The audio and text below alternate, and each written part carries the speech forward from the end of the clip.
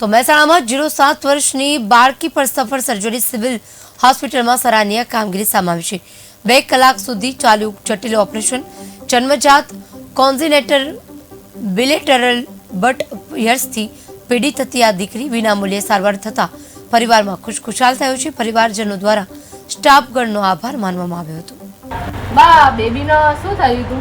એને સાહેબ બોટલ બેન જલમતો હતો ને એ મેં રાતે જલમતો હતો તારાની નતો પછી મારા બહુ એની મારી બહુ તે પછી એના મોઢેથી પછી હું આ ફોન જોયો ને તે કે મને કે બા તમે આવ્યા છો કે હું કે કોઈ જમાવું છે બરાબર। 2 ફોન જોયા 2 ફોન એવા ભગવાન છે થોડી સોરી આવી જમાવું છું પછી બેનની હતા ને તો એને બધું દેખાતું બેનોના કે કશી ચિંતા કરશે તો તમારે જમ્પ કરવાનું છે ને એમાં કે મેં સોરી સિવિલની અંદર જે પ્લાસ્ટિક સર્જરી કરવામાં આવી છે બાળકની એ બારામાં શું કહેવા માગશો?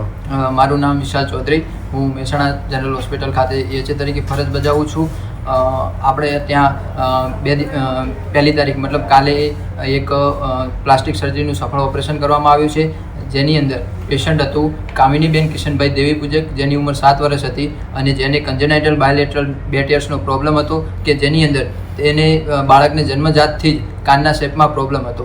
તો પેશન્ટને 27 તારીખે આપણે મહેસાણા સિવિલ ખાતે દાખલ કરવામાં આવ્યું હતું અને જેની 1/4/2024ના રોજ જેની સફળ ઓપરેશન જેનું કરવામાં આવેલ છે કે જેમાં આપણા ડૉક્ટર હિરેન ઓઝા સાહેબ પ્લાસ્ટિક સર્જન અને એનેસ્થેટિક ડૉક્ટર